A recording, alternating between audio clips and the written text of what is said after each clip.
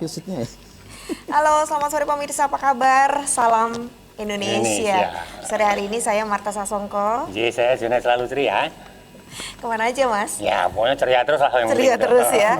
Kita ada di sebuah acara yang didedikasikan untuk Anda masyarakat Yogyakarta untuk bisa memberikan aspirasi Anda kepada wakil rakyat, wakil Anda di DPRD DIY. Dan inilah aspirasi rakyat Jogja Istimewa Arji. Sore hari ini kita bicara soal bagaimana persiapan untuk masuk sekolah ya, Mas? Iya, karena ini mau 4 tahun ajaran baru, ya yang mau sekolah-sekolah, yang mau kuliah-kuliah tentunya. Kemudian masa lalu ya. Masih sekolah, Mas? Dulu sekolah beneran? Tapi yang namanya belajar itu dari lahir sampai nggak harus sekolah. Tidak ada, yang namanya belajar tidak harus di bangku sekolah. Lah, tapi kalau Moco kahanan itu termasuk yang namanya juga belajar sih Pak J. Moco kahanan. Tidak harus di bangku sekolah, tapi yang lebih arti luas itu meningkatkan diri kita lah. Oke. Nah, terus kalau sekarang piye Mas meningkatkan dirinya? Nah, ini ya harus mesu diri kalau orang Jawa sekarang gitu loh. Nek perlu penting ngajari, kalau punya kita ilmu ngajari sama yang muda-muda gitu lah. Punya ilmu, Mas? Bu yo. Ilmu apa, Mas? Wah, ya kanuragan kabeh saya. Waduh. Serem banget. Yang jelas sudah meninggalkan dunia hitam. Jadi kemarin hitam sekali, sekarang sudah mulai putih kelabu gitu ya, Mas. Betul. Sudah belum selesai sih, belum putih semua ya. Iya, bentar lagi. Tapi itu yang kita bicarakan juga mungkin keresahan juga Anda sebagai orang tua karena sampai sekarang mungkin sekolah juga belum menyampaikan besok sekolah anak-anak gimana ya, atau pendidikan yang akan terjadi di new normal ini akan seperti apa, walaupun bentuknya gimana gitu, metodenya apa, yang akan terjadi apa. Kalau dulu bisa langsung membayangkan, begitu mau sekolah seragamnya disiapke, tuku sepatu, tuku mungkin beli sepeda. Nah, sekarang kan belum bisa membayangkan kayak gitu. Betul sekali. Apalagi di transisi kemarin juga ada sebuah persoalan di mana belum terbiasa dengan online, kemudian harus tiba-tiba online, kemudian semua persiapan harus pada saat itu juga dan tidak semuanya mampu, sehingga ada waktu kemarin yang cukup bisa dibilang jeda untuk karena memang banyak sekali mungkin yang mau memberikan online juga belum ada kesiapan khusus, kemudian yang menerima online-nya itu juga mungkin belum mempunyai persiapan atau kiat-kiat khusus juga. Betul sekali. Jadi sore hari ini itu yang akan kita bicarakan bagaimana pembelajaran di era new normal ini. Dan secara khusus sore hari ini kita punya 3 narasumber dan nanti Anda bisa berdialog bersama dengan para narasumber ini berkaitan dengan mungkin keingintahuan Anda bahkan ya. Yang pertama adalah Bapak Sofyan S. Darmawan STMeng, beliau adalah Sekretaris Komisi D DPRD DIY. Pak Sofyan, selamat sore Pak. Selamat sore, Assalamualaikum. Waalaikumsalam warahmatullahi wabarakatuh. Sehat Pak J? Sehat, alhamdulillah. Kelihatan seger kok Mas, ya kan. Kalau nggak sehat, tadi masuk udah nggak boleh. Kemudian bersama beliau, nah ini nanti yang mungkin paling banyak ditanya. Iya ini karena yang berkompeten langsung nih kan. Di praktisnya, Pak Didi Wardoyo SEMPDMM, beliau adalah Kabid Perencanaan dan Pengembangan Mutu Disdikpora DIY. Pak Didi, selamat sore Pak. Selamat sore, Assalamualaikum warahmatullahi wabarakatuh. Waalaikumsalam warahmatullahi wabarakatuh. Sudah banyak Pak yang nanya Pak di kantor Pak? Sudah, termasuk PPDB kemarin. Oh gitu ya, itu dia. Apalagi, iya betul, waktu PPDB pasti sudah tahun ajaran baru. Benar, walaupun selama ini sudah pakai online juga ya Pak, tapi agak beda juga ya rasanya ya. Ya, ada juga yang datang ke kantor, kita layani. Gitu ya. Karena bagi yang mungkin baru, yang punya anak didik baru atau mungkin anaknya mau didik kan mesti terbalik yang baru gitu Pak. Betul ya. Termasuk menanyakan itu tadi persiapan tahun ajaran baru seperti apa. Rasanya kurang puas kalau nggak ke kantor gitu ya Pak ya. Harus face to face. Nah kemudian nanti juga akan memberikan masukan-masukan untuk kita. Beliau adalah Dr. Istiana Hermawati SPDM SOS. Beliau adalah seorang peneliti. Selamat sore Bu. Selamat sore. Sudah banyak juga melakukan pengamatan dan juga survei tentang bagaimana dampak COVID untuk proses pembelajaran Bu. Saya turun langsung. Wah, ini langsung. Oke. Kemarin langsung pengamatan di bawah langsung Ibu. Langsung. Ya.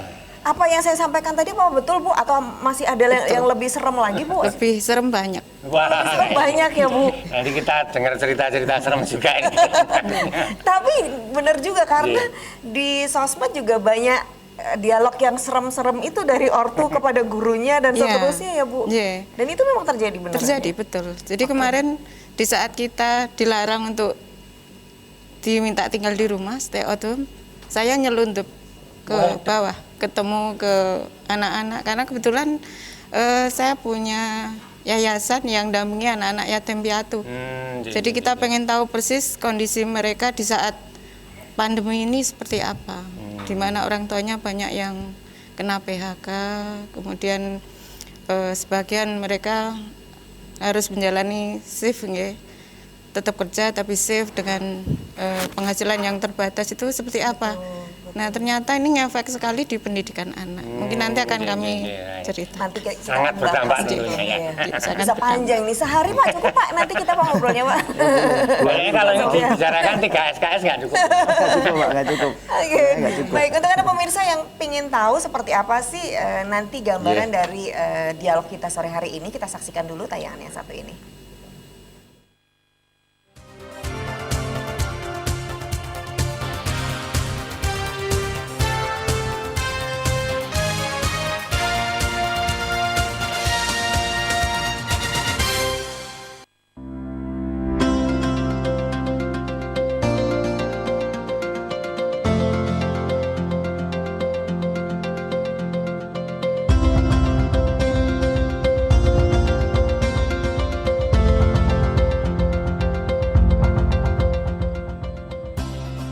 Tahun ajaran baru 2020-2021 dimulai 13 Juli mendatang.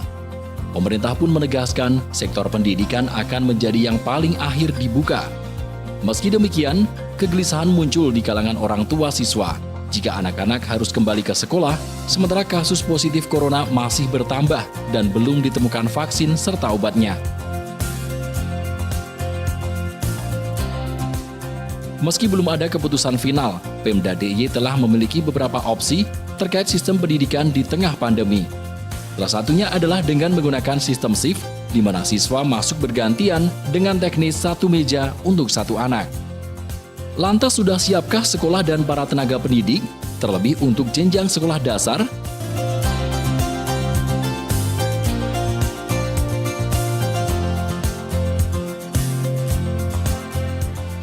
Christian Aditya, Andri Zulianto, Jogja TV. Iya, itu gambaran sekilasnya pemirsa, tapi kan lebih kompleks daripada itu sebenarnya yang sedang dipertanyakan oleh masyarakat. Yang terjadi di masyarakat tentunya lebih heboh lagi, atau tidak hanya yang sebatas seperti tadi. Ya. Iya benar, dan kondisi yang baru ini pastinya membuat kita masih bingung, gamang gitu ya. Apakah begini atau apakah begitu? Nah berarti harus ada landasan hukumnya yang bisa menjadi acuan untuk masyarakat melakukan pembelajaran besok di situasi ini. Pak Sofyan, mungkin dari Komisi D sendiri apa yang sudah diputuskan atau direkomendasikan kepada masyarakat dalam hal ini lebih spesifik pada dunia pendidikan, Pak? Ya baik, terima kasih Mbak Marta dan Pak Junet ya. Mas Junet aja biar kelihatan ceria terus ya. Biar kelihatan. Ini hanya karena jenggot aja, Pak. Aslinya lebih tua. Saya kira itu cuma aksesoris saja tuh. Iya, asli Pak yang ini Pak. Saya kira aksesoris nih.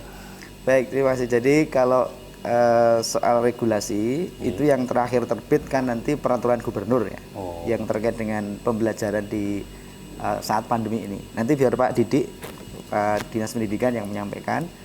Kami nanti lebih menyoroti kepada bagaimana kami mendorong pemerintah daerah untuk bisa menghadapi ya situasi yang sedemikian rupa ini yang kita sudah sama-sama rasakan ini, khususnya dalam bidang pendidikan.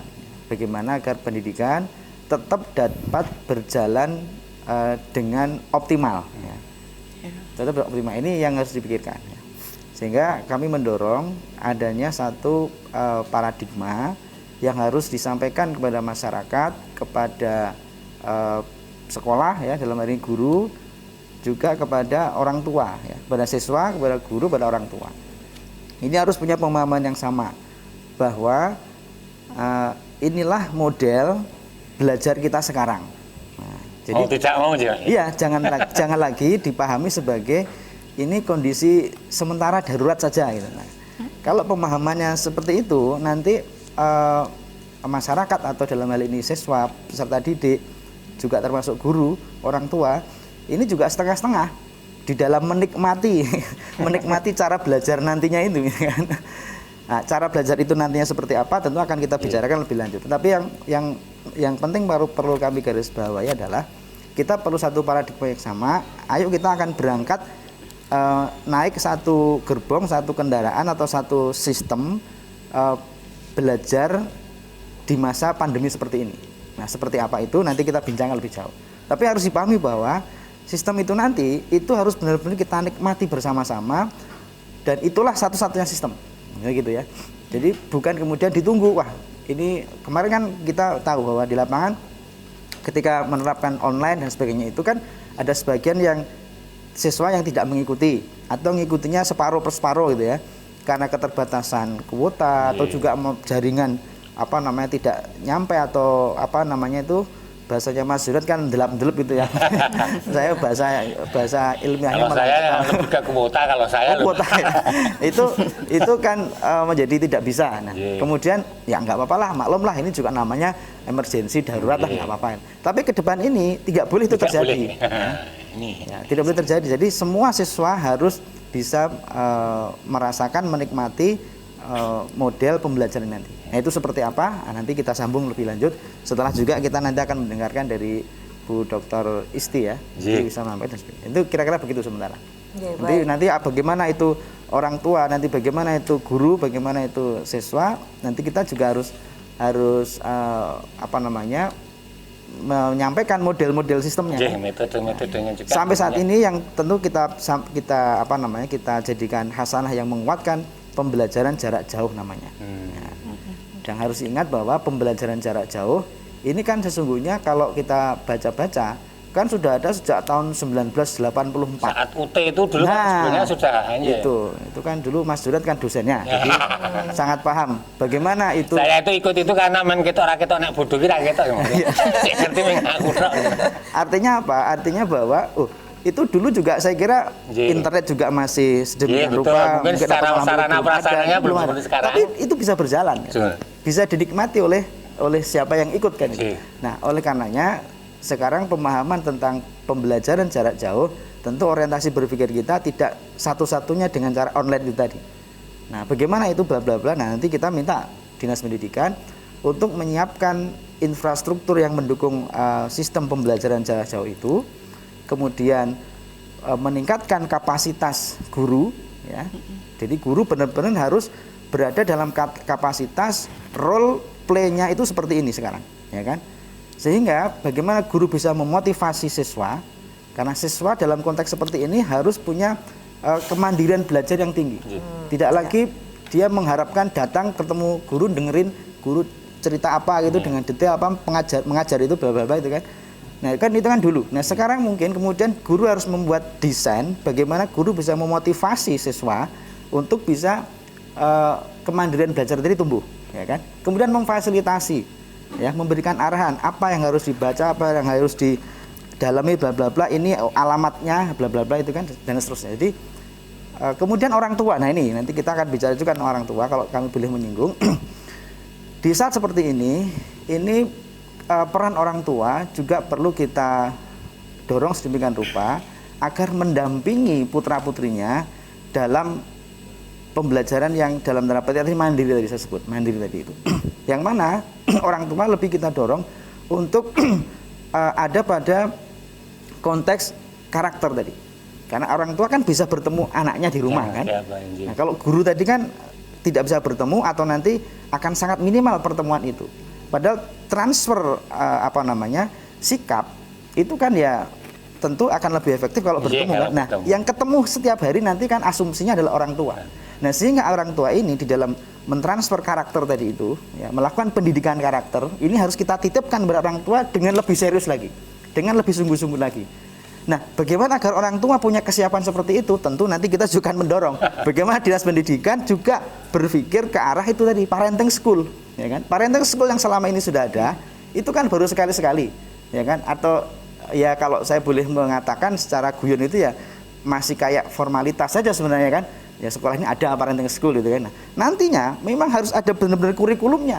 Jadi bahwa saya sebagai orang tua misalnya perlu mendapatkan asupan-asupan tentang ilmu-ilmu parenting school tadi itu, ilmu-ilmu berarti ada edukasi tua. Untuk orang tua juga itu yang termasuk lingkungan juga. Betul. Karena saya seperti saya sendiri itu nek ngadepi anak saya dulu itu anaknya yang kepengen nesunya.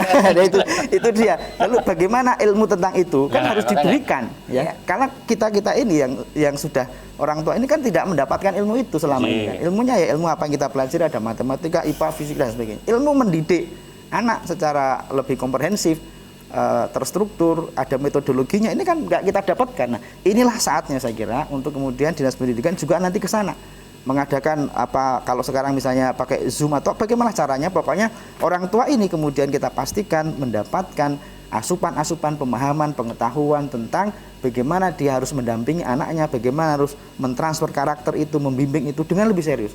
Karena pertemuan antara siswa dengan guru sangat terbatas di dalam kondisi seperti ini, ya kan? Sehingga kita lebih yakin nanti orang tua.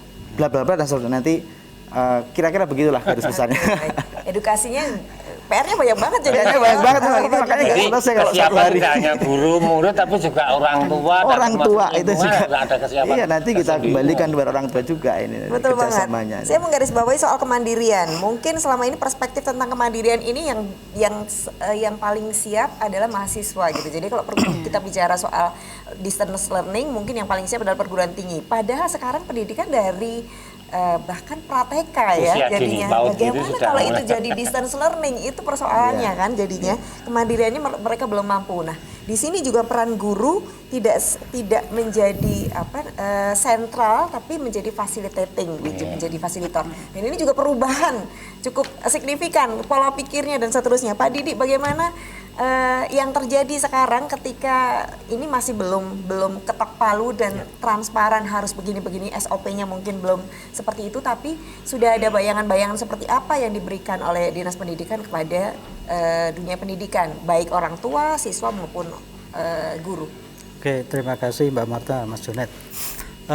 Terkait dengan kita bicara dari sisi kebijakan dulu, regulasi yang sudah disiapkan, bahwa dalam rangka tahun ajaran baru 2020-2021 itu sebenarnya sudah ada keputusan bersama antara 4 menteri ya. Yang pertama kita rujuk ke sana dulu, Menteri Pendidikan Kebudayaan, Menteri Kesehatan, Menteri Dalam Negeri dan Menteri Agama terkait dengan pembukaan sekolah baru.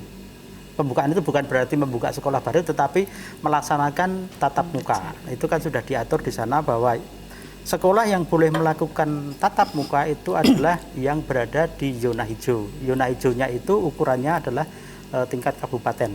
Nah, kemudian merujuk dari Kementerian Kesehatan. Ya, kemudian dari situ tanggal 6 Juli kemarin Pak Gubernur sudah mengeluarkan surat edaran Gubernur bahwa pelaksanaan tahun ajaran baru dimulai tanggal 13 Juli tahun 2020. Artinya hari Senin minggu ketiga bulan Juli. Itu sebenarnya setiap tahun kita pasti melaksanakan di situ minggu ketiga. Nah, hari Senin di bulan Juli itu untuk setiap tahunnya, dan kebetulan tanggal 13 itu. Nah, hanya proses pembelajarannya, artinya proses belajar mengajar masih dilaksanakan dengan cara belajar dari rumah atau dengan pembelajaran jarak jauh.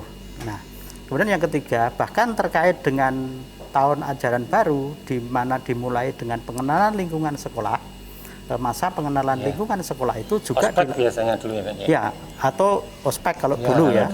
Karena sekarang kita tidak boleh peloncoan dan segala macam, maka namanya menjadi masa pengenalan lingkungan sekolah itu juga dilaksanakan dengan cara jarak jauh.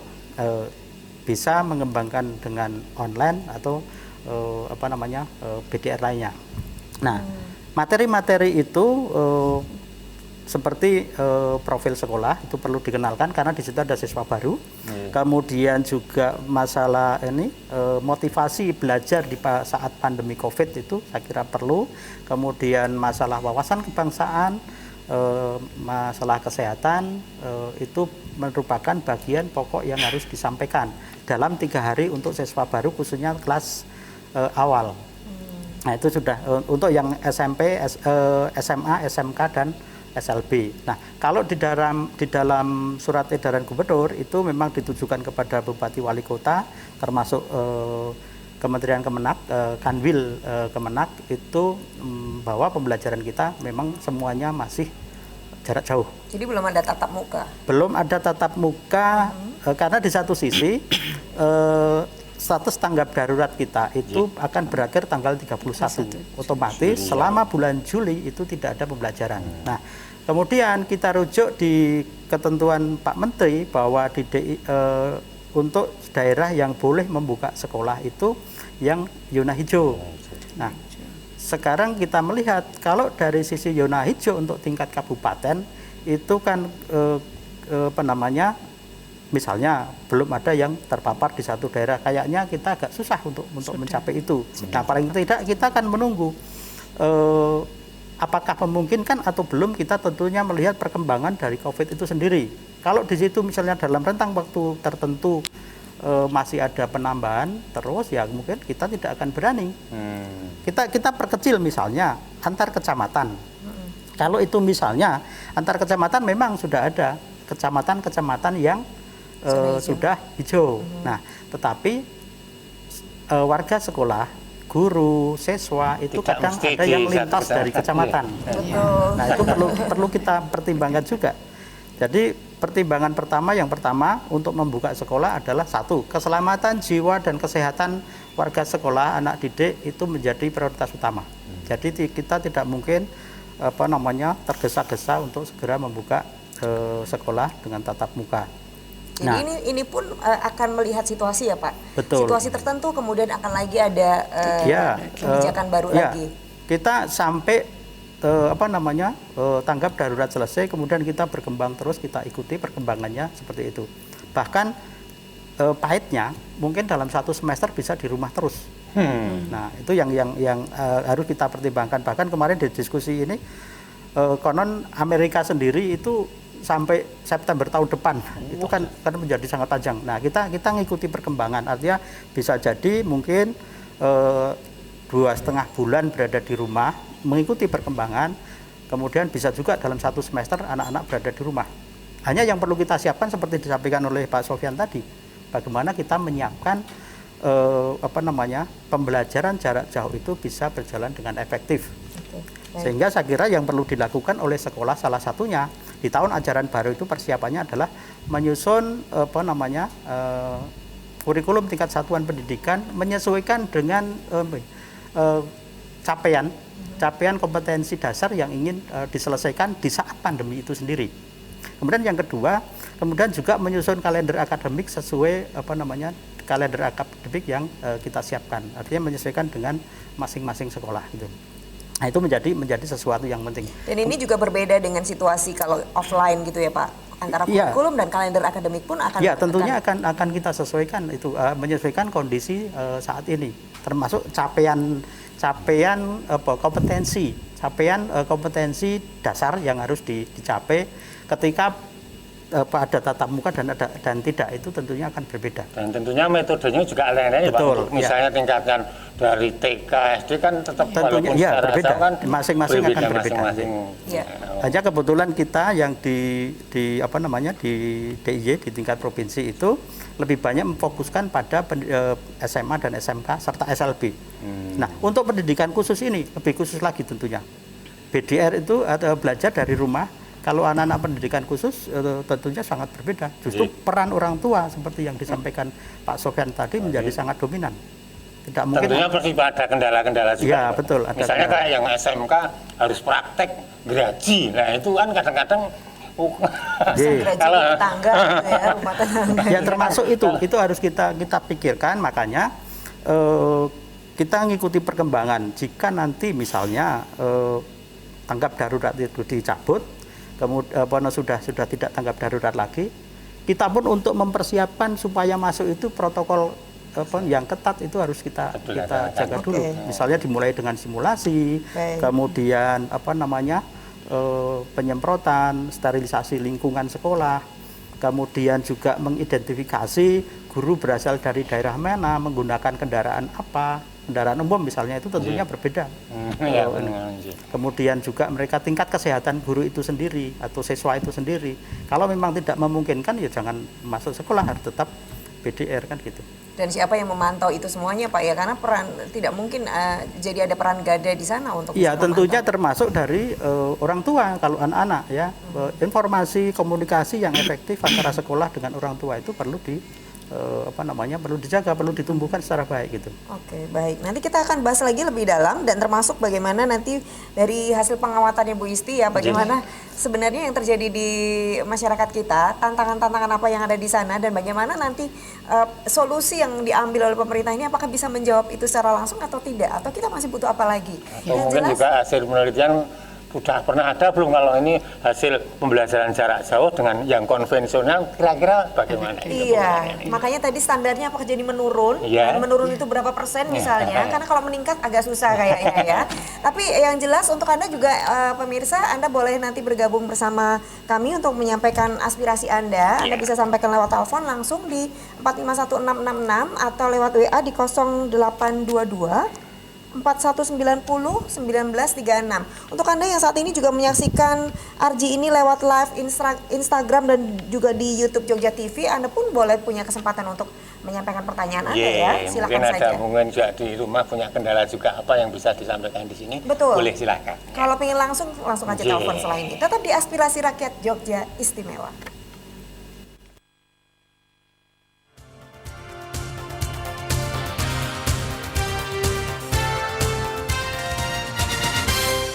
Anda di Aspirasi Rakyat Jogja Istimewa RJ bersama saya Marta Sasongko dan iya. Sekolahnya belum mulai Mas, tapi kita harus tahu sebenarnya apa yang terjadi kemarin dan ini masih ada hubungannya dengan kemarin karena situasinya kita masih transisi ya. Dan tadi saya setuju banget dengan apa yang disampaikan Pak Sofyan bahwa ini tuh bukan sementara, kita harus memulai. Kita sudah terbiasa dengan new normal, tapi tidak paham betul new normal itu apa dan bagaimana gitu ya. Ya ini yang normal adalah menggunakan masker dan seterusnya, bukan ini sementara ini menggunakan masker atau face shield seperti ini ya. Barangkali kita sampai setahun ke depan siaran masih pakai beginian gitu ya. Bu Isti mungkin bisa menyampaikan fakta yang ada di lapangan hasil pengamatan Ibu selama ini sampai hari ini Bu yang update. Kalau pas COVID kita pasti tahu semuanya, tapi sampai hari ini kemudian menunggu saat sekolah itu apa yang terjadi di orang tua, siswa, dan masyarakat pada umumnya? Baik, kebijakan belajar jarak jauh pakai online ini sebenarnya memang tadi disampaikan Pak Sofyan udah lama ya, dulu di UTNJ Pak, itu juga udah diterapkan. Tapi yang paling terasa itu ketika itu diterapkan untuk keluarga miskin, di mana orang tua punya keterbatasan untuk membeli HP yang Android, laptop, tidak ada ketersediaan itu yang ini menjawab kenapa tadi Pak Sofyan menyampaikan kenapa ada anak yang mengikuti dan tidak. Karena orang tua tidak bisa menyediakan fasilitas yang dibutuhkan anak untuk mengikuti pembelajaran secara online. Nah, orang tua yang miskin ini masih berkutat bagaimana untuk mencukupi kehidupannya. Dan dengan model pembelajaran yang sekarang itu mau nggak mau keluarga harus mengalokasikan sejumlah dana untuk membeli kuota internet. Nah ini yang memberatkan, yang kadang menyebabkan keluarga itu tengkar. Di satu sisi penghasilan berkurang, tapi di karena banyak dari keluarga yang miskin ini terkena PHK karena ada pandemi COVID-19 ini, mereka di PHK, nggak ada penghasilan sama sekali. Kalau toh misalnya ada, mereka tetap bisa kerja, jam kerjanya dikurangi, pakai sistem piket di shift, sehingga otomatis penghasilannya berkurang. Sementara keluarga dari yang miskin ini juga merasa ketika anak-anak belajar di rumah, ketika keluarga ngumpul, ada kebijakan stay at home itu, beban pengeluaran malah bertambah. Karena apa Bu? Konsumsi Pak. Ngemil. Ngapain gitu kan? Iya, karena anak menjadi konsumtif. Tapi sebenarnya nggak hanya seperti itu Bu. Ketidaksiapan ini nggak hanya dirasakan oleh keluarga yang miskin, tapi sebenarnya ketika kami wawancara kepada guru, kepada orang tua, ini pun punya masalah dengan masalah masing-masing. Jadi guru juga tidak semuanya menguasai IT. Tidak semuanya guru bisa menggunakan teknologi. Saya buat biasa sambat sama anak saya kok Bu. Contoh yang kecil aja loh Bu. Ya. Nah ini apalagi guru-guru yang sudah sepuh, mereka gaptek ya Pak, nggak bisa menyesuaikan dengan tuntutan pembelajaran yang ada sekarang. Ini sangat menghambat ketika dia harus memberikan pelajaran secara online kepada anak. Baik. Itu. Bu, tahan dulu sebentar. Kita akan mendengar juga apa yang disampaikan Bu Isti tadi, komentar dari orang tua siswa. Seperti apa? Apakah sesuai dengan apa juga diceritakan oleh Bu Isti tadi? Kita saksikan dulu. Silakan.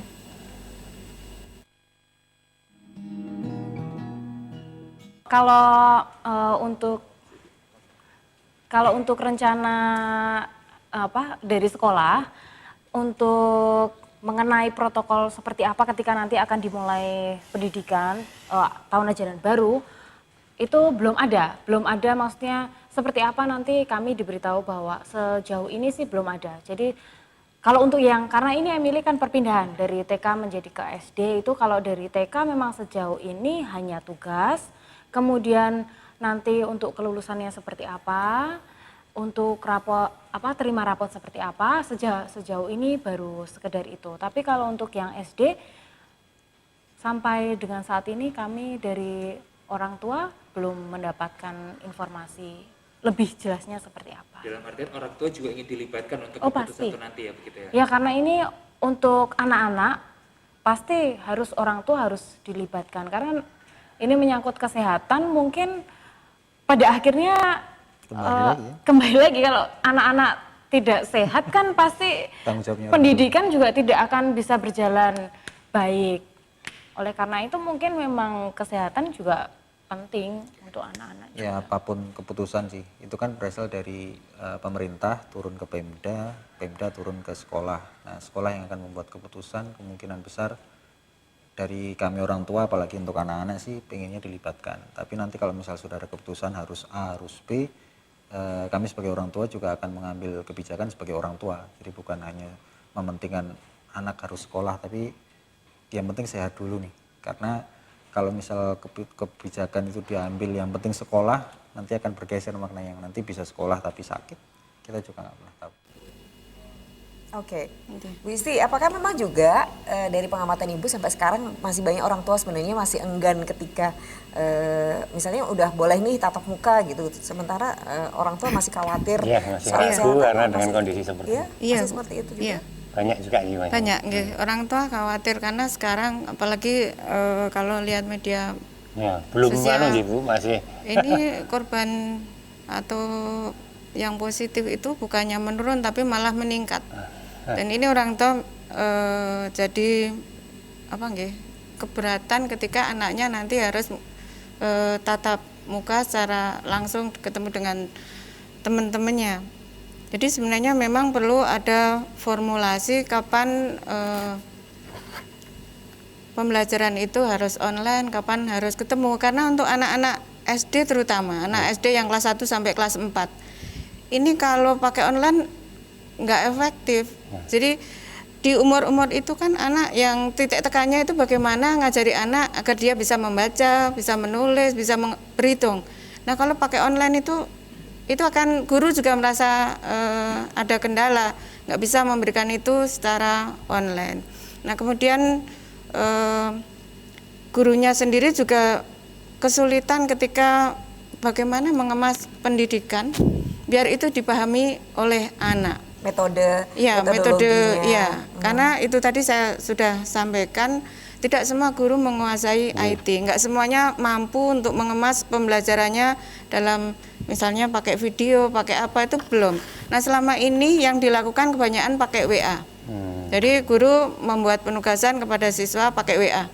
Nah WA-nya nanti dibales tugas-tugasnya juga dikirim murid pakai WA. Dan ini menjadi beban tersendiri bagi guru ketika dia harus memeriksa penugasan yang dari murid satu persatu itu, harus ngoreksi yang dari murid ini juga terbebani. Terus di sisi lain belajar seperti ini juga murid itu siswa ini mengalami kendala ketika mereka ada masalah tidak paham bagaimana harus bertanya. Iya, karena beda sekali ketika pembelajaran ini langsung. Termasuk kalau misalnya dari sisi siswa spirit belajar, Bu. Maksudnya kan ketika yang terutama untuk anak-anak didik banyak baru, yang karena jenuh, ketika Pak. mereka masuk SD, SMP yang dicita-citakan, terus nganggo seragamannya, itu ketika mereka bersemangat. Nah, kalau ini itu sama. Jadi anak-anak itu semangat belajarnya menjadi rendah gitu. Karena satu mereka belum familiar dengan metode pembelajaran yang ada. Yang utama itu. Kedua, mereka dulu itu kan kalau mau masuk sekolah itu semangat karena nanti saya akan ketemu bu guru, ketemu teman baru. Nah sekarang itu kan enggak, mereka plak di rumahnya masing-masing dan ini menimbulkan kejenuhan dari anak. Apalagi kalau yang tingkat masih SD kan termasuk arena bermain ketika di sekolah ketemu teman-temannya. Butuh kinestetik itu kan termasuk. Anak juga merasa jenuh karena selalu dibebani dengan tugas-tugas dari guru. Sehingga mereka tidak jarang anak ini minta bantuan orang tua atau orang yang lebih dewasa untuk menyelesaikan tugas-tugas ini. Ini kenapa mungkin sebagian mengatakan ini nggak ngaruh karena nilai anak masih tinggi meskipun pakai online. Tapi di belakang itu, di balik nilai tinggi itu ada intervensi dari orang tua atau orang yang lebih dewasa. Karena mereka tidak tega ketika ngerjain tugas, yang ngerjain PR bukan si anak. Iya, ada kasus seperti itu karena orang tua merasa tidak tega ketika melihat anaknya dibebani dengan sekian banyak tugas. Tandangannya akhirnya gitu. Iya. Karena mereka pun gurunya, Bu, nggak usah macam-macam deh gitu ya. Karena tadi yang disampaikan Pak Sofyan ya, Pak Sofyan. Itu tadi kan orang tua juga butuh metode nggih. Mereka nggak menguasai metode untuk memberikan pembelajaran kepada anak. Didaktik metodiknya itu nggak punya sehingga memang belum belum makanya ini ketika ada yang baru perlu seperti disiapkan itu mungkin terjadi kesulitan-kesulitan yang ketika di lapangan. Iya, di satu sisi anak juga beda reaksinya ketika diajar guru itu mereka hormat, mereka segan.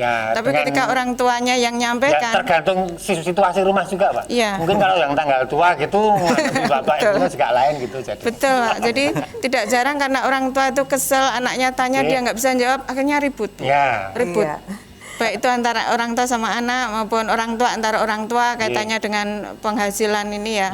Nggak ada penghasilan tambahan untuk support pendidikan anak. Jadi memang masalahnya agak kompleks di tataran bawah. Ketika masuk ke sampai ranah itu ternyata kompleks banget ya. Kompleks sekali karena akhirnya nyeret ke harmonisasi keluarga. Betul. Pak Sofyan sampai menghela nafas nih. Ternyata segitu ya sampai bawah betul Pak. Pak ditahan dulu Pak, jangan ditanggapi karena ada WA yang sudah masuk. Selamat sore. Terima kasih banyak terkait dengan tema yang dibahas ini. Kira-kira ke depan kalau semua disampaikan lewat internet atau online, apakah pemenuhan kebutuhan ekonomi itu pemenuhan kebutuhan ekonomi yang makin berat itu bagaimana solusinya? Nyambung dengan nanti yang tadi Pak Sofyan.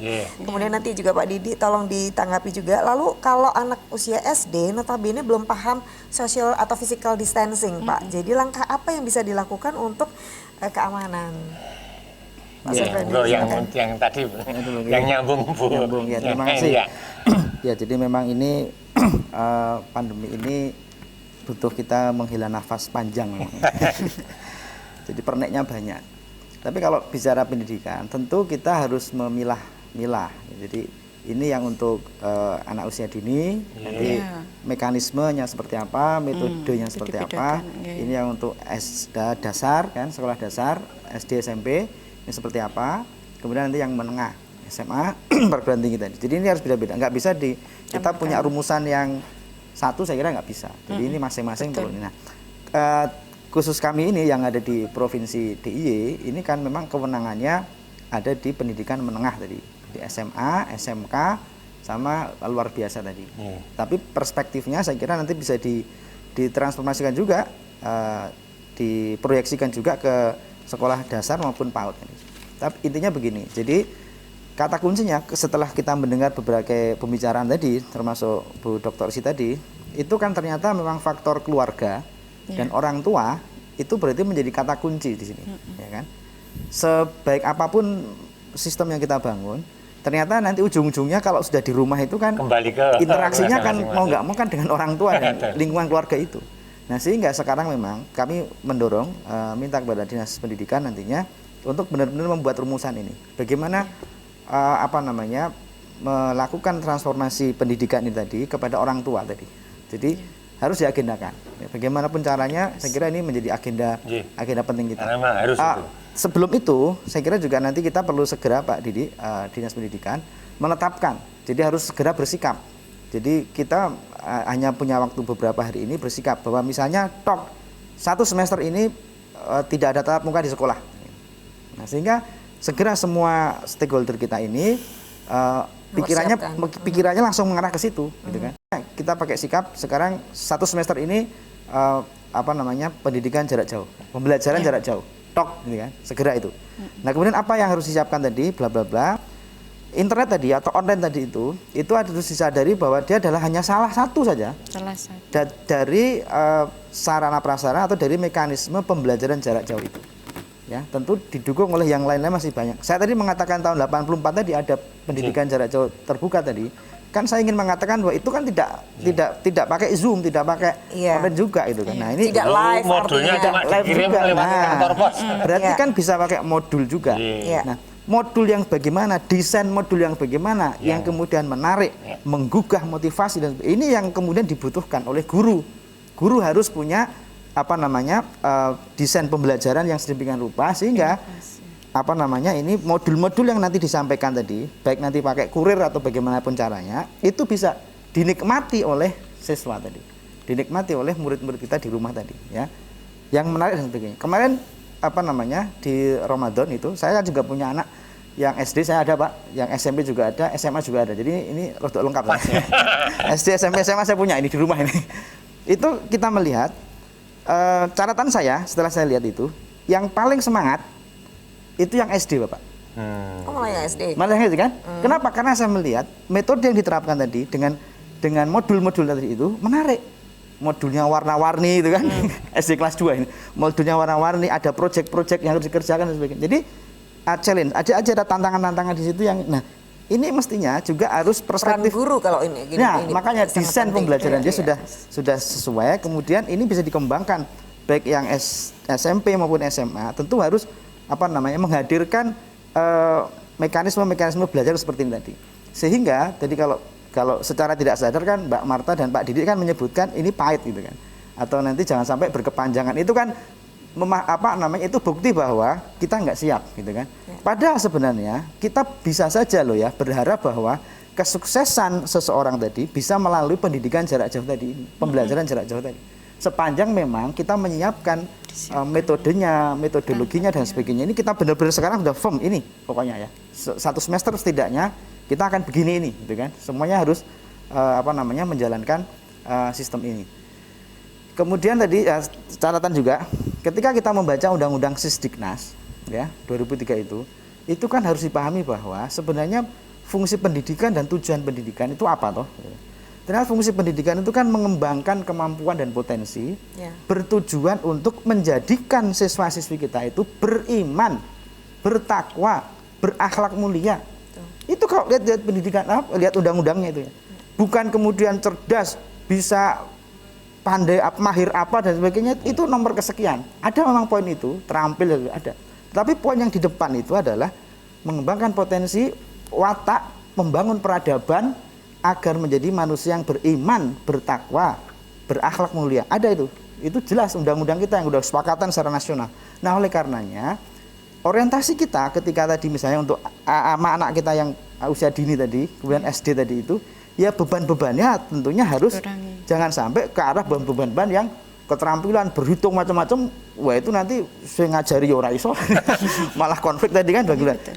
Artinya ini coba kita lebih ke arah undang-undang tadi itu, berarti orang tua mengarahkan ayo komunikasi ditingkatkan untuk lebih transformasi spiritual tadi ya, moral, itu yang dikedepankan ya. Justru itu pembelajaran juga, itu juga pembelajaran itu kan, itu juga sesuatu kesempatan, momentum yang bagus ini di rumah, maka orang tua optimal. Nah, pada situasi normal ini sebenarnya malah susah disisipkan gimana gitu ya selama ini ya. Selama ini, justru hari ini malah menjadi kurikulum yang utama. Karena pertemuan antara orang tua dengan siswa tentunya jauh lebih banyak asumsinya kan itu. Kecuali nggak tahu saya kalau itu belum ada penelitian. Ternyata di rumah itu juga kosong, bapak ibunya kerja semua ya dari pagi sampai malam, kita juga nggak tahu. Ini kan kasuistik juga, harus diteliti. Tetapi asumsi umumnya sebagian besarnya kalau nggak ibunya atau bapaknya kan ada yang intensitas di rumahnya lebih banyak itu. Nah itulah. Nah sehingga tadi agenda tentang parenting school tadi yang ada kurikulumnya mungkin sepekan sekali atau bahkan 2 hari sekali itu bagaimana ini harus segera disampaikan. Baik modelnya modular dikirim ke rumah-rumah orang tua tadi, ini loh begini, atau pakai media sosial yang seperti apa, itu saya kira harus segera disampaikan, segera dilakukan agar orang tua tadi tidak seperti kita sebelum ini ya, yang blank sama sekali sehingga mau udrek-udrekan tadi itu. Tidak ada metode apapun yang diterapkan. Tiba-tiba menjadi homeschooling semua. Tiba-tiba homeschoolingnya itu juga harus kita pahami. Yang sekolah dari yang paling kecil sama orang tuanya. Iya, orang tuanya sekolah lagi. Kalau yang tadi menengah dan tinggi tadi kan kemandirian tadi kita dorong kan. Kemandirian tadi bagaimana memotivasi agar mereka mandiri dalam belajar, ya belajar ilmu dan sebagainya. Kemudian ada penyederhanaan kompetensi, jadi juga kita harus menyadari bahwa tentunya beban-beban atas pelajaran itu juga harus direduksi atau kemudian disimplifikasi atau bagaimana dipilah bagaimana gitu ya, itu juga penting saya kira. Ini juga momentum sekarang. Tidak abrek berapa pelajaran di SMA? 16 pelajaran. Nah mungkin saya jadi 8. Di masa pandemi ini pokoknya kompetensinya 8. Silahkan masing-masing memilih. Yang penting 8 ini dikuasai gitu. Daripada banyak tapi malah mau udrek-udrekan. Mumpung menterinya juga baru. Ya begitu stres kemudian ya udah stres kemudian semacam-macam ini naudzubillah min dzalik ya ini guyon ya. Baik. Ini saya menegaskan saja karena ada lagi WA yang menyampaikan keluhan yang mirip karena anaknya sekolah TK bingung karena orang tuanya juga harus bekerja. Kalau anak ikut kegiatan dengan proses jarak jauh ini hanya dikirimin tugas yang ngerjakan juga orang tua setelah pulang kerja gitu. Ini berarti mereka menyekolahkan misalnya full day itu karena mereka kedua orang tuanya kerja. Daripada dititipin pembantu, dia lebih percaya pada sekolah karena sekarang ini full day-nya pada libur, mereka banyak yang dibawa ke kantor. Itu satu Mbak. Ini saya bisa tanggapi nih. Yang ini saya juga tadi mau sampaikan, tapi lupa tapi ini ada pertanyaan. Nah, kemudian berikutnya pengembangan metode berikutnya tadi itu adalah metode mentoring. Nah, ini juga harus desain ini. Mentoring bagaimana guru-guru kita ini nanti akan menjadi mentor.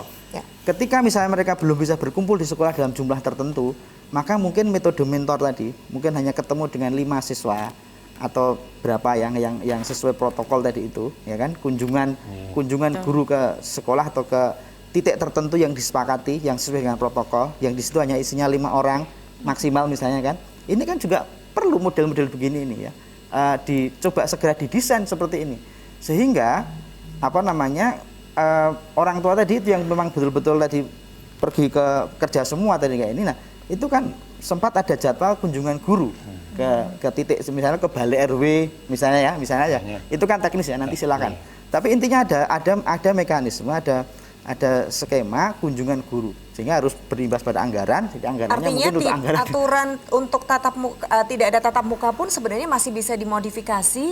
Ada ide-ide yang sesuai dengan situasi itu. Nah, saya kira begitu. Oke, baik. Pak Didi, bagaimana ini para guru menyiapkan untuk menjadi pengajaran yang baru, mungkin kurikulum yang baru dan seterusnya, apakah sudah dipikirkan untuk disiapkan? Ya, saya tanggapi mulai dari Bu Esti bahwa kita harus akui apa yang ditemukan di lapangan itu sebagian masih seperti itu, permasalahan kuota, permasalahan pembelajaran yang mungkin tidak dipahami oleh orang tua. Nah, kita pun tidak tinggal diam, artinya terkait dengan permasalahan kuota sebenarnya anggaran BOS yang di sekolah itu bisa digunakan untuk membeli pulsa bagi siswa. Artinya sudah dilakukan dengan surat edaran Menteri nomor 4 tahun 2020 itu bahwa BOS bisa digunakan untuk membeli pulsa yang dibagikan kepada siswa. Itu sudah dilakukan. Nah, baik di jenjang SD, SMP, SMA, SMK itu sudah bisa dilakukan. Kemudian terkait dengan yang kita gunakan, kita sebenarnya juga menyiapkan yang namanya aplikasi Jogja Belajar. Jogja Belajar itu kita kembangkan. Sebenarnya dulunya kita siapkan untuk mengurangi mengurangi kesenjangan pendidikan antar daerah yang jauh dari kota. Nah, itu dengan Jogja Belajar. Tetapi dengan adanya COVID ini seakan mempercepat, menstimulasi Jogja Belajar itu harus ini. Sehingga pada waktu awalnya memang sempat down ketika dipakai sekian banyak, 750.000 siswa seluruh DIY bareng memakai juga kacau. Nah, sehingga kita pun menambah server ya, untuk sampai bulan Desember besok kita server kita perkuat dengan sewa server gitu. Nah, isinya Jogja Belajar itu untuk level apa, Pak? Jogja Belajar itu bisa digunakan untuk SD, SMP, SMA. Di situ ada namanya Jogja Belajar Kelas, berupa kelas maya. Guru itu bisa membangun hubungan komunikasi dengan siswanya masing-masing kelas.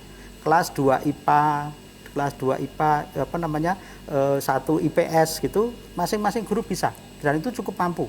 Nah, sehingga hanya ketika memang dipakai bersama, memang ini ada alternatif lain seperti Google Classroom atau aplikasi yang lain bisa digunakan.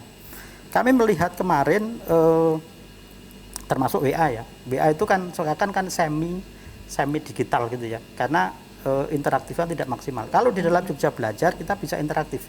Dan itu sebenarnya ketika menggunakan itu kuota ditanggung pemerintah daerah.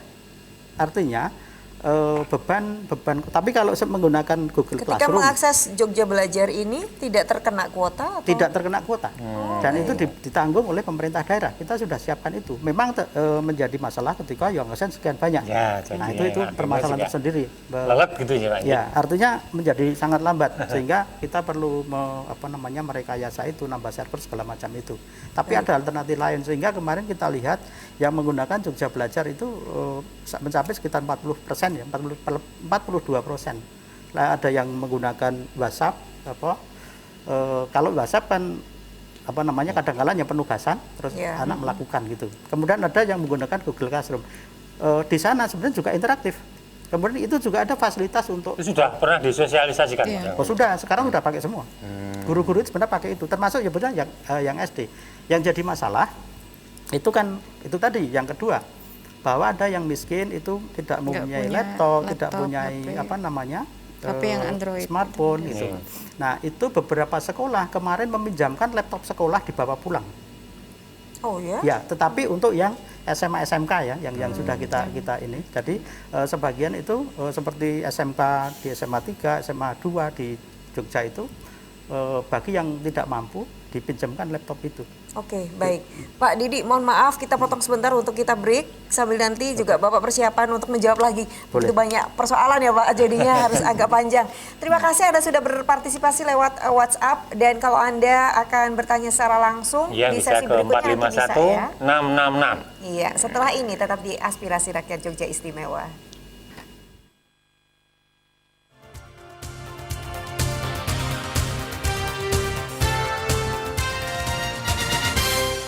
Ya, Aspirasi Rakyat Jogja Istimewa kali ini dari Komisi D DPRD DIY sangat aware, sangat memberikan perhatian karena sebentar lagi proses pembelajaran akan dimulai di semester baru dan ini menjadi pertanyaan besar ya. 2020 tentunya. Ya. Jadi terima kasih banyak Anda yang sudah menyampaikan unek-uneknya aspirasi Anda. Terima kasih walaupun mungkin kita menanggapinya sangat terbatas ya karena memang waktunya hanya. Betul, tapi juga hampir sama sih sebenarnya situasinya ya. Baik, kita akan saksikan dulu. Ini barangkali juga merupakan potret yang ada di masyarakat. Kita akan saksikan dulu komentar guru. Kalau tadi orang tua seperti apa, guru seperti apa, silakan.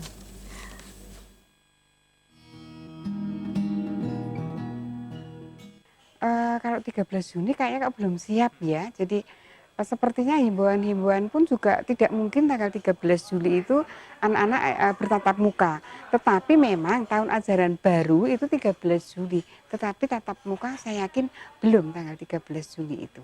Ya, kami dari sekolah itu atas himbauan instruksi dari yayasan memang harus sudah siap ya untuk new normal ini, entah dibuka kapanpun itu kan kita harus segera melaksanakan kalau pemerintah sudah mengizinkan untuk dibuka. Nah, untuk tanggalnya kami belum tahu, bulannya juga belum tahu. Untuk itu memang dari sekarang kami sudah mempersiapkan diri. Jadi antara lain menyediakan beberapa tempat untuk cuci tangan, kemudian menghimbau nanti anak-anak itu yang datang ke sekolah itu harus bermasker. Dan yang jelas anak-anak harus dalam kondisi sehat. Ya, orang tua tidak boleh menunggu. Kemudian anak-anak juga tidak boleh berkerumun, maka jam belajarnya pun dibatasi. Jadi nanti kalau sudah masuk itu tidak ada jam istirahat. Jadi dari masuk sampai pulang itu tanpa istirahat. Bekal itu dibawa dari rumah. Informasi itu sudah kami terima, bahkan dari yayasan itu sudah membuat instruksi atau persiapan itu tidak 3,5 jam, kalau Yayasan Kanisius itu 4 jam. Nah, selama 4 jam itu memang harus hanya didampingi oleh 1 guru. Nah, untuk masalah shift-shiftan kami memang sangat setuju, tetapi shift itu bukan siang, pagi atau sore, tetapi shift hari. Jadi sebagai contoh, misalnya kelas 1 dan kelas 4. Karena di sekolah kami itu ada paralel 3, sehingga itu semuanya kan ada 18 kelas. Jadi kalau shift 1 hari itu pasti hanya ada 2 tingkat yang masuk. Jadi kelas 1 dan 4 misalnya. Nah, kelas 1 dan 4, untuk kelas 1 itu kami bagi 9. Karena guru kelas 1, 2, 3 itu ada 9 orang. Sehingga kelas 1 itu dibagi menjadi 9 rombongan belajar dan didampingi oleh guru kelas 1, 2, 3. Demikian juga yang kelas 4. Juga kami bagi menjadi 9 rombongan belajar yang akan didampingi oleh 9 guru, yaitu guru kelas 4, 5, 6. Betulnya kami manut aja Mas, manut instruksi. Pokoknya yang penting dari sekarang kami sudah berusaha untuk mempersiapkan diri kapanpun diinstruksikan boleh masuk. Nah, kami sudah mempersiapkan diri dari sekarang. Karena begitu kemarin ada instruksi dari yayasan, itu pun kami tim kurikulum kemudian berembuk bersama. Dan kami sudah mendapatkan beberapa solusi begitu. Iya, itu dia. Mbak Didi, berapa solusi ya? Betul. Ini kan berarti sekolah punya inisiatif masing-masing sesuai dengan situasinya. Apakah difasilitasi juga oleh Dinas Pendidikan dalam arti tadi ada perubahan menjadi facilitating, menjadi mentoring, kemudian ada pola yang untuk belajar misalnya dengan apakah tadi. Kayaknya ini menduplikasi lalu lintas di Jakarta ganjil genap. Gitu ya, benar. Jadi gini, itu memang disiapkan untuk jika nanti itu sekolah bisa tetap muka ya. Tetapi kebijakan Pak Gubernur sampai saat ini sekolah masih di dalam BDR, belajar dari rumah, artinya pembelajaran jarak jauh. Nah, permasalahan pembelajaran jarak jauh pun mulai saat ini juga mulai kita kupas, artinya kita melakukan pelatihan bagaimana menyiapkan materi-materi ajar untuk BDR itu untuk PJJ ya, itu sudah kita lakukan juga. Jadi mudah-mudahan kita mengundang guru dengan online untuk pelatihan membuat materi ajar, itu kita lakukan, kita siapkan. Mudah-mudahan nanti kalaupun kita harus 1 semester di rumah itu ya permasalahan kejenuhan siswa itu bisa terkurangi. Kemudian juga bagaimana kita juga bisa mengkomunikasikan, membuat semacam home program untuk anak itu dikomunikasikan dengan orang tua.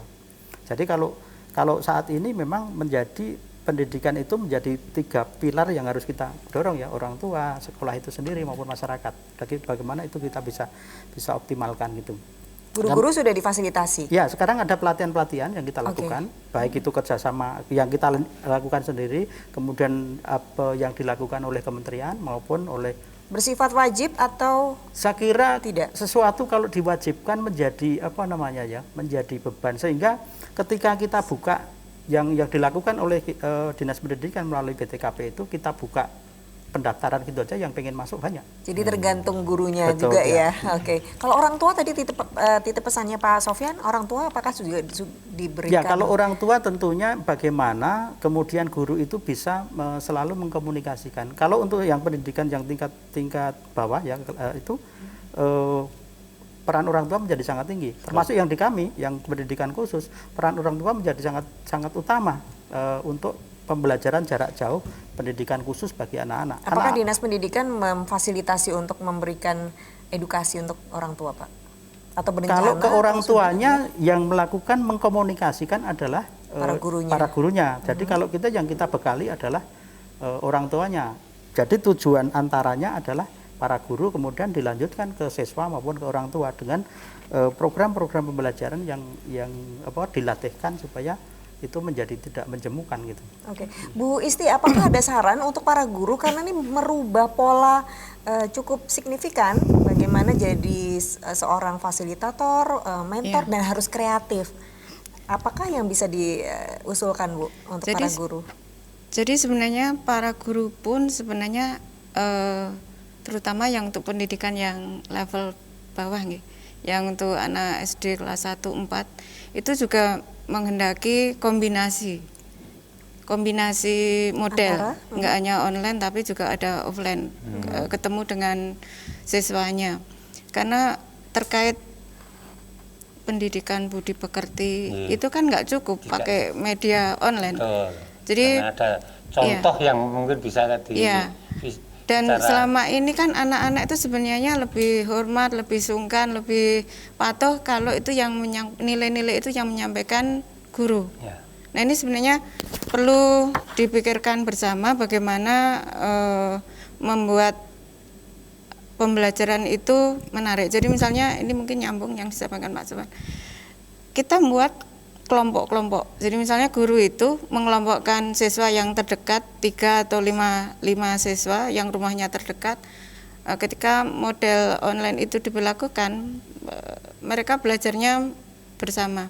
Nah, guru 2 atau 3 hari sekali mungkin turun keliling ke rumah nyamperin anak-anak ketika belajar, sehingga di situ ketika anak-anak mengalami kesulitan dia bisa bertanya langsung kepada guru. Satu itu, kedua keuntungannya orang tua juga bisa menyampaikan kesulitan-kesulitannya kepada guru, sehingga masalah anak ini bisa dirembuk bareng, karena tanggung jawab pendidikan kan nggak hanya ke orang tua saja atau ke guru saja.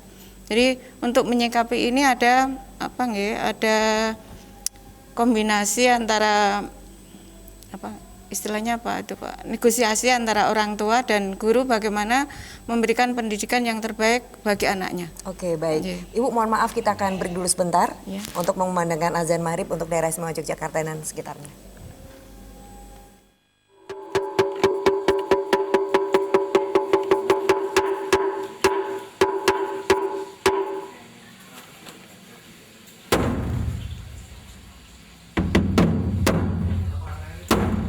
Allahu Akbar, Allahu Akbar, Allahu Akbar, Allahu Akbar. Asyhadu an la ilaha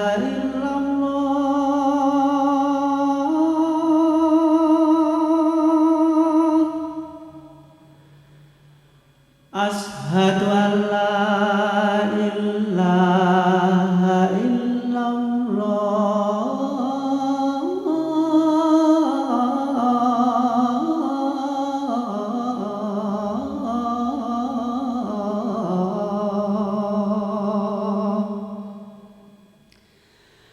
Asyhadu anna Muhammadar Rasulullah.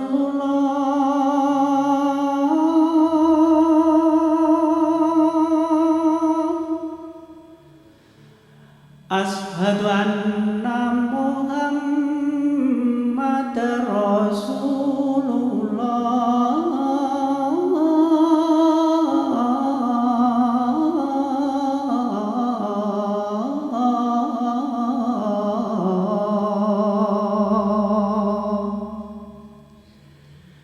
Hayya 'alas sholah,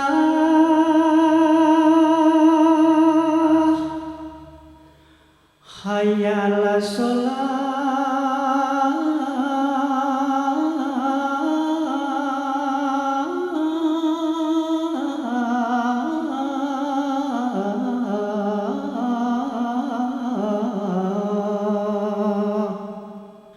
hayya 'alal falah,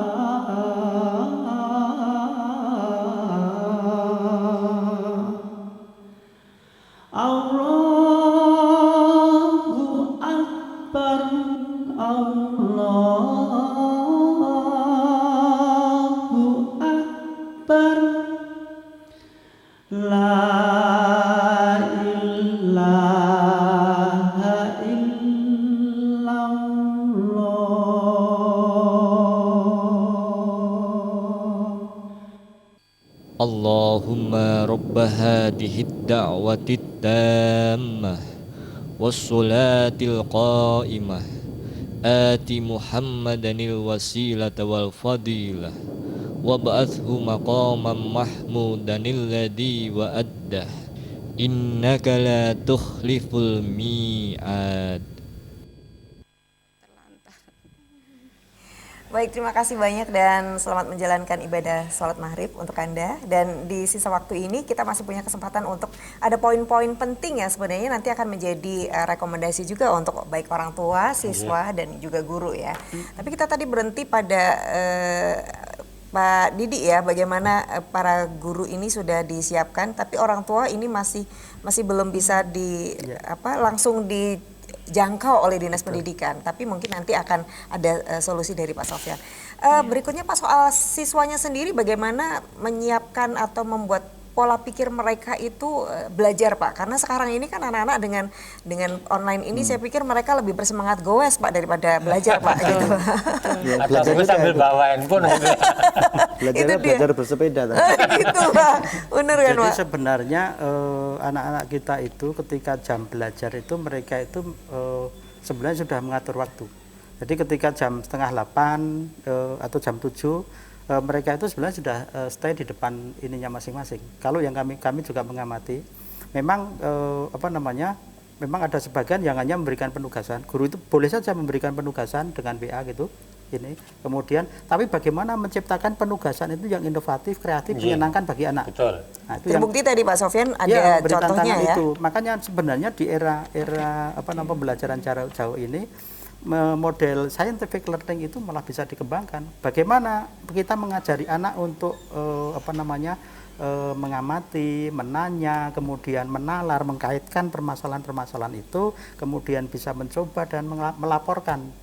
Itu saya kira ini kesempatan untuk mengembangkan. Adakah Dinas juga memberikan mentoring Pak? Karena tadi sudah difasilitasi untuk dilatih untuk bagaimana go online gitu ya. Apakah ada mentoring karena tidak semuanya misalnya mampu langsung seperti Bu Isti tadi langsung ya, menjadi. Kalau mentoring sebenarnya secara ini ya itu tadi guru-guru itu yang nanti kita jadikan ujung tombak memberikan pembelajaran itu. Jadi kalau kita menghitung kemudian semua orang tua kita kumpulkan SMA saja itu berapa? 150.000. Berarti 150.000 orang tua itu kan menjadi sangat besar sekali. Bukan, maksud saya gurunya Pak. Guru setelah diberi fasilitasi untuk dilatih gitu, apakah dimentori juga untuk mereka sudah mulai dan evaluasi? Kita ada juga pengawas. Peran pengawas itu kita optimalkan. Di situ juga dilakukan pengawasan. Pengawas melakukan pembinaan dan pembimbingan, pemantauan terhadap proses belajar mengajar jarak jauh itu. Kemudian mereka menyampaikan ke dinas, kemudian kita gunakan sebagai evaluasi lagi berkelanjutan gitu. Itu kita lakukan. Artinya saya kira tidak serta-merta semuanya kita serahkan kepada ini, kita juga mengikuti perkembangannya. Kemudian perbaikan-perbaikan itu harus kita lakukan gitu. Baik, Bu Isti, ini kita di menit-menit terakhir mungkin 3 menit untuk Ibu bisa menyampaikan saran atau memberikan usulan bagi orang tua dan juga untuk siswa dalam situasi yang kita berperspektif sama ini belum akan tatap muka sehingga kita mesti siap apa saja dan apa yang harus dilakukan Bu. Jadi memang perlu ada penyadaran ke semua pihak, terutama ke orang tua bahwa memang ini model pembelajaran yang sekarang dan ke depan. Bukan sementara. Bukan sementara. Memang ini yang harus kita hadapin, bagaimana kita menyikapinya itu yang penting itu, Bu. Jadi orang tua sebenarnya akan senang sekiranya ada edukasi terkait dengan penggunaan teknologi. Terlepas itu nanti yang menyelenggarakan sekolah atau siapapun, mereka itu butuh sebenarnya bagaimana memanfaatkan perangkat belajar ini sebaik-baiknya sehingga mereka bisa memberikan yang terbaik untuk anak-anaknya.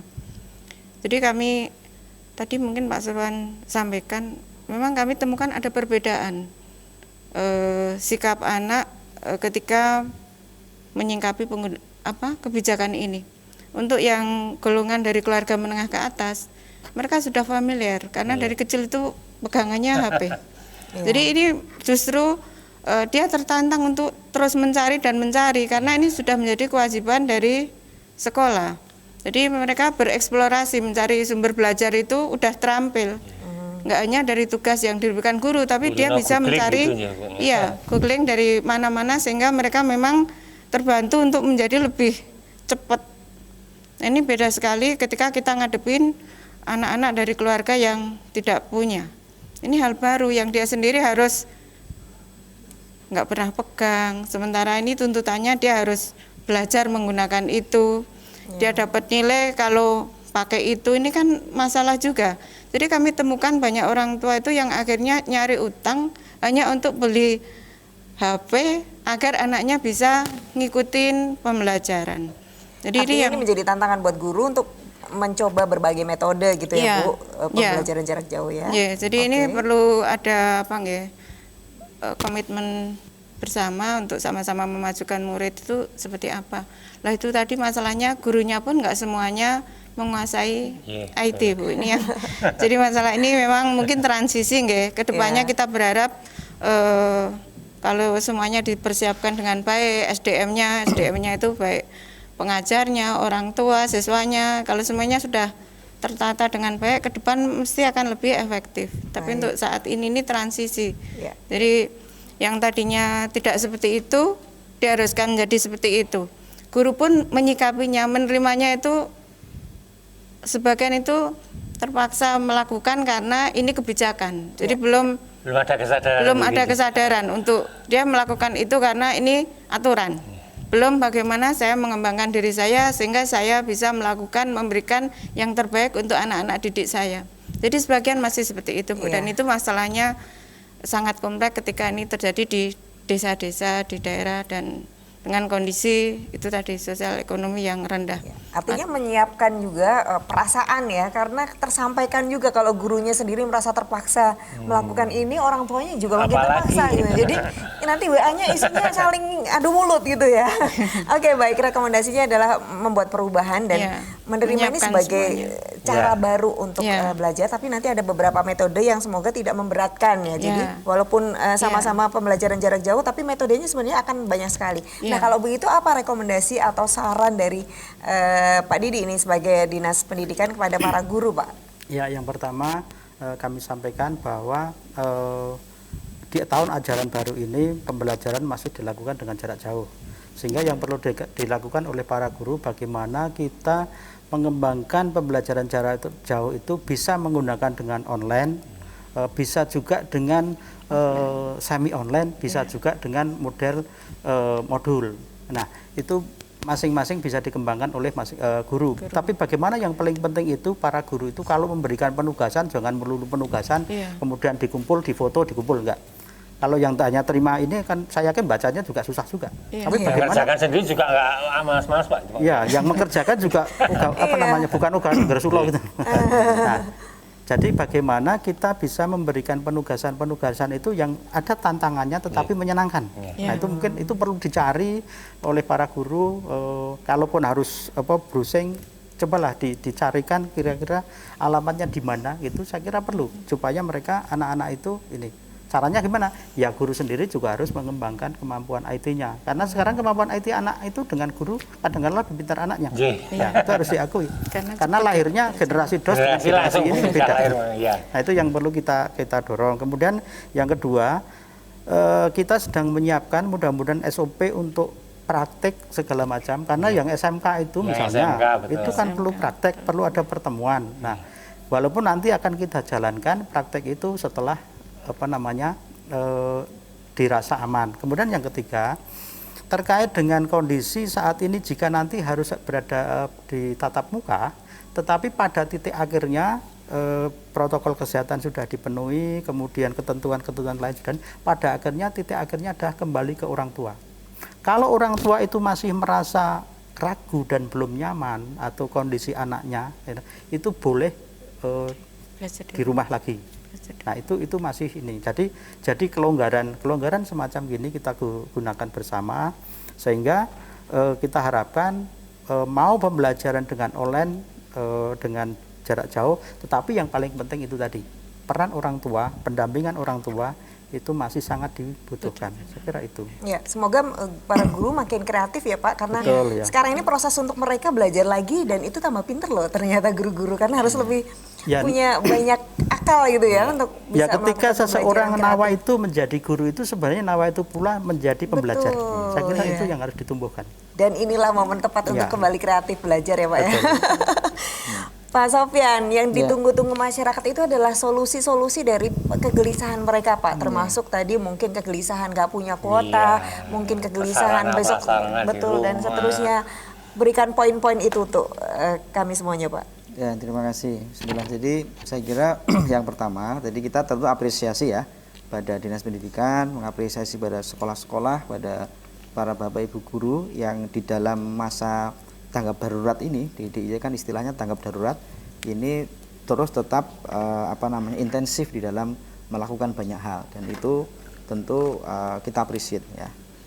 Yang kemudian yang kedua, dari sisi penganggaran, ini kita soroti nanti, itu harus ada refocusing juga. Jadi sekolah dengan bosnya itu refocusing apa-apa yang memang di masa model pembelajaran saat ini yang diperlukan, nah disitulah penganggaran itu dialokasikan. Jadi kalau misalnya memang kuota, ya pakai kuota. Jadi intinya itu alokasi untuk kuota. Artinya tidak semua sekolah, kalau memang sekolah itu di lokasi tertentu yang dikasih kuota sekalipun karena sinyalnya nggak ada kan nggak percuma nanti kan. Jadi kan di sekolah itu, di lokasi itu berarti anggaran bukan untuk kuota, tapi untuk modul. Kemudian yang kedua untuk uang transport guru. Karena kan bagaimana modul itu bisa sampai, tentu harus ada transportnya. Bagaimana modul itu bisa dijelaskan dengan metode mentoring tadi, tentu juga ada anggarannya. Nah, maksud saya adalah tentu dalam era seperti ini, situasi dan kondisi di tiap-tiap lokasi itu berbeda-beda. Ya. Kita punya 4 kabupaten kota, ya, semua ada sekolahannya semua. Situasi dan kondisi itu harus disesuaikan. Jadi penganggaran harus sangat fleksibel, harus sangat luas, dan ada refocusingnya dia tadi disesuaikan dengan kebutuhan yang sejatinya saat ini apa. Kalau salah satunya kebutuhannya misalnya adalah membangun interaksi komunikasi yang lebih intens dengan orang tua, ya, karena orang tua kita harapkan menjadi pendamping utama tadi saat ini, maka harus ada anggaran juga yang direfocusing untuk itu ya. Yang kemarin mungkin menurut saya untuk kegiatan tertentu, misalnya memperindah taman sekolah misalnya. Nah, karena ini sekolah nggak ada yang kunjungan kan, mungkin anggaran untuk orang tua untuk uang bensin ke sekolah misalnya. Nah, untuk tamanisasinya mungkin dialihkan dulu.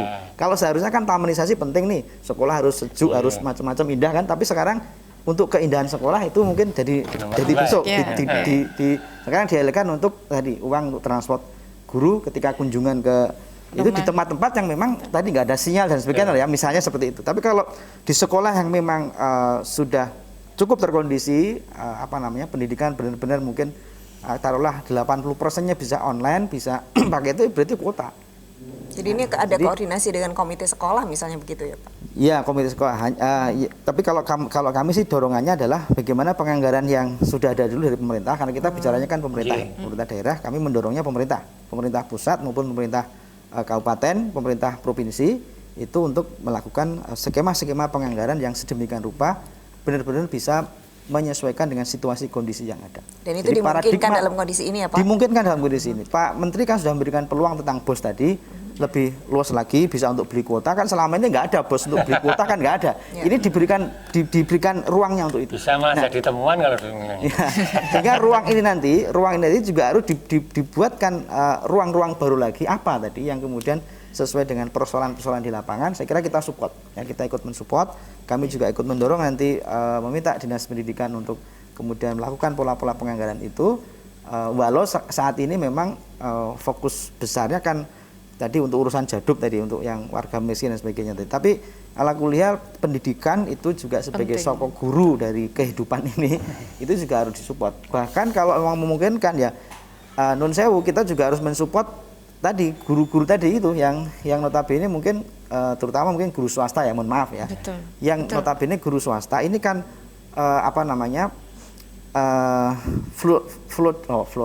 cash flow-nya itu ya. Cash flow-nya itu kan mungkin lebih banyak daripada siswa orang tua. Nah, ketika saat ini tidak ada banyak pertemuan begini, mungkin kan mereka jadi berpikir ulang, ini kira-kira saya perlu membayar apa enggak gitu, karena nggak pernah ke sekolah gitu. Padahal kan kebutuhan untuk pendidikan itu kan bukan hanya sekedar kalau ke sekolah kan, pendampingan seperti ini, memberikan motivasi, memfasilitasi guru melakukan itu semua, itu kan juga butuh biaya semua kan. Nah, oleh karenanya itu kesadaran nanti dari kami masyarakat, kita masyarakat juga harus tetap mensupport proses pembelajaran itu dengan alokasi anggaran yang ada. Dinas, kemudian pemerintah daerah juga perlu membantu mensupport itu semua, karena kondisi yang seperti ini tentu banyak kalangan banyak lembaga yang swasta tadi itu juga membutuhkan penganggaran seperti tadi. Saya kira itu yang perlu kita garis bawahi tentang skema penganggaran, dan juga tadi kita sepakat sejak awal kami juga sudah menyampaikan tentang cara pandang tadi. Bu Dr. Isti juga sudah menegaskan harus mempunyai cara pandang bahwa ini harus kita nikmati tadi. Jadi jangan setengah-setengah lagi. Ini memang saatnya kita mensyukuri, menikmati cara belajar yang seperti ini. Sehingga cara belajar yang seperti ini harus kita optimalkan. Ayo bagaimana cara mengoptimalkannya? Semua pihak harus saeko kapti atau apa gimana? Nanti Mas Junan tadi yang menambahkan itu ya. Itu harus kompak, harus ke sana. Jangan kemudian masih punya pikiran nanti kan mungkin sebentar lagi kan mungkin seminggu lagi udah ganti nih. Nggak begini lagi. Jadi nggak dinikmati gitu kan. Jadi setengah-setengah ini jangan sampai. Jadi paradigma ini penting, harus firm.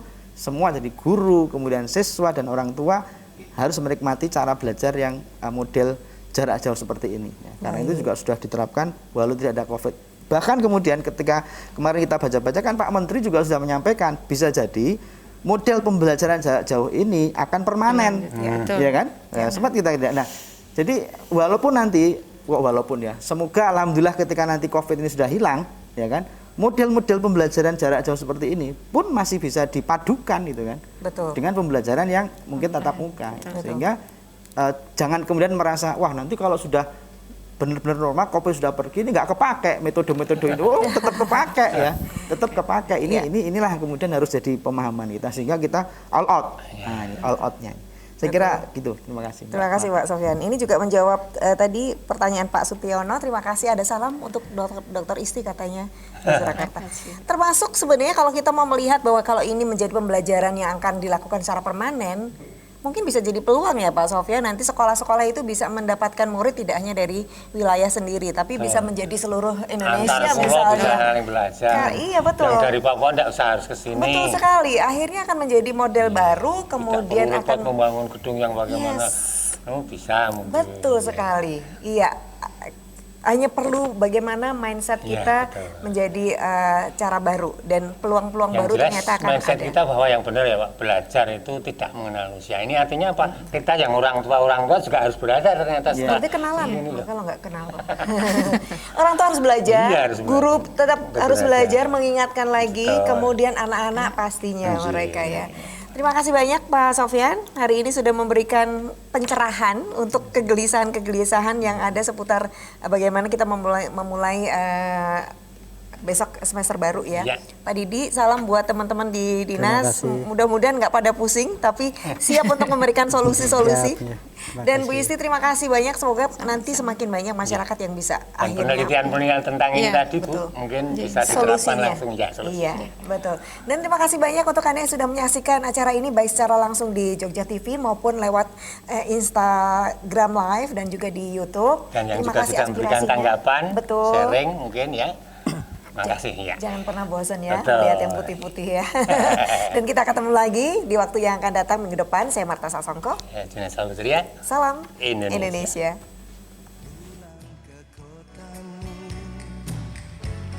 Ada setangkup haru dalam rindu,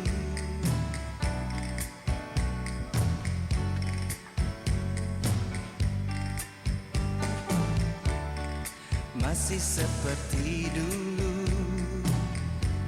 tiap sudut menyapaku bersahabat, penuh selalu.